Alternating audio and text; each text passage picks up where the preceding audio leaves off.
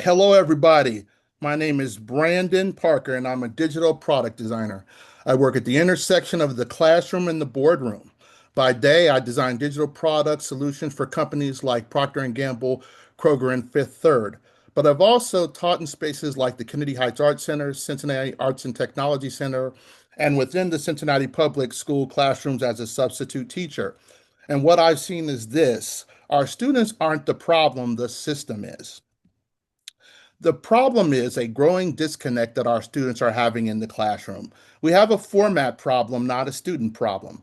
Our students are being pushed into worksheets and rigid construction cycles, standardized testing that are designed to manage the classroom and test proficiency and not spark curiosity.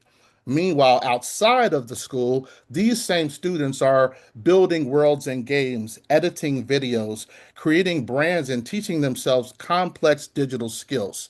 So the question becomes, why aren't they engaged? Why are they engaged everywhere except where the learning is supposed to happen? The opportunity is learning as team support. We in my professional world, we solve problems not by memorizing answers, but we're taught to ask better questions. We research, we test, we iterate, and we constantly ask why. That process and way of thinking is a methodology that we call human-centered or design thinking, and it what drives innovation across every industry that you can think of. When new graduates come into our organization, we quickly get them onboarded to this methodology. So I asked myself, what if we gave the students that same framework earlier in their education? The solution that I propose is the Human Centered Design Studio. Human centered learning pilot that turns the classroom into a design studio. Students don't just complete assignments, they solve real problems. They work in small teams, move through a structural process, observe real world challenges, research and validate information, build and test ideas, and present solutions. This can be designed as an ancillary program, as an after school enrichment program, summer learning cohort, or optional school elective. The students will see value in the program because upon completion, they'll have portfolio ready projects, presentation experience, and pathway to certification programs. This isn't just replacing the system, it's plugging into it and making it more relevant. How does the pilot operate? To ensure that the group work isn't just group work as usual, we structured the pilot to mirror the high functioning teams that we lead in the private sector. We replace vague assignments with defined ownership. We operate in 1 week cycles. This time frame moves beyond the one off project, giving students the runway they need to develop into research, hit roadblocks, and then pivot just like they would in the real world. The program doesn't just prepare students for college, it prepares them for life. We're developing students who are critical thinkers, problem solvers, confident communicators, and collaborative leaders. Students who don't just wait for the instructions, they create the way forward. And in a world that's changing every day, this is no longer optional. Some of the career possibilities that are possible through the pilot program: product strategists, product managers, project managers, product designers, product engineers, product content creators, and more. So, in closing, we are shaping the future, not just reacting to it. The future is already here, and it's moving faster than our systems can keep up with. Incremental change isn't enough anymore. We want students to do more than just survive. We have to give them the tools to question the world around them, navigate complexity, and lead within it. I've seen what happens when the switch flips, when students stop being learners of a subject and start becoming owners of the solution. There's a spark there. And once it's lit, it doesn't go out. Let's give them the runway so that they just don't watch the future happen, they reshape it. My name is Brandon Parker. I'm a product designer, educational consultant, and CPS instructor. I'm not just here to present an idea, I'm here to build something.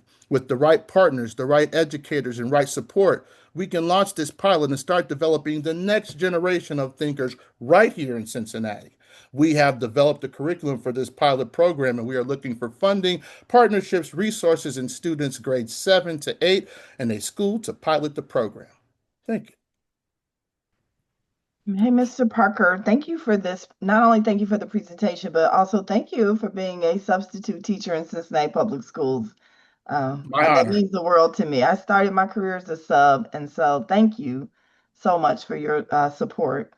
I am really wondering how much would a program like this run? How Yeah, much would that's it a good cost? question. We are still putting together like financial reports on that information, right? But we've seen these kind of programs played out with university partnerships with corporations and organizations. They're not always forthcoming about sharing some of that information, but I do have networks and contacts who are able to provide me some insight to that. So if you would like to have some of that information, I welcome the opportunity to provide that to you in the future. Yeah, absolutely. So this summer we're not doing any structured enrichment, but we do have some partners who will be in some of our schoolhouses. And so they may be looking for others to partner with, but I would have to know how much we're talking about. Absolutely. Okay, thank you. Thank you. Brandon, is your idea that this would be in addition to current offerings the students are taking instead of current offerings that kids are taking? I see this as an opportunity, Mr. Lundy, that students can take, similar to how some students have the opportunity to take like coding classes, some of the STEM classes that have recently become more prioritized because of the interest in some of the technology based. We see this as an opportunity and pathway into STEM possible electives as well. So more of an elective and less of, I'm just trying to figure out, is this what they do instead of their current science class? I wouldn't Or is say this like, instead.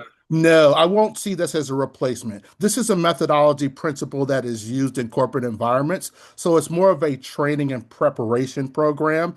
So it doesn't replace an elective, but it's more of an additive. thank you. I love design thinking, by the way. I think it's a cool idea. I should have led with that. I think it's really interesting. Thank you. I would just and thank you for the presentation, and I've worked in this thinking, and it kind of reminds me of not just iterative but almost sprint phases of getting the work done many moons ago. I was in the private sector, Mhm.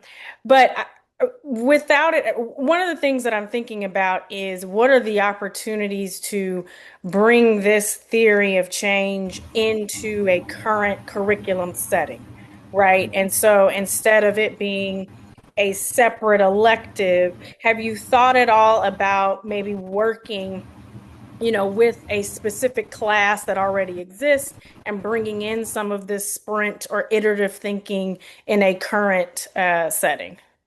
It's interesting that you said that, Ashley. I've been working with a partner to try to identify like a test class that we will be teaching this June. So I'm looking to learn a lot of insights in that test class. This is not through the Cincinnati Public Schools, but we did identify a group that did want to learn some of this design thinking curriculum, and so we will be doing that teaching in June. So we will have some readouts from that session where we'll be able to have some insights that we can share. Awesome. Great. Yeah, we'll look forward to seeing how that turns out.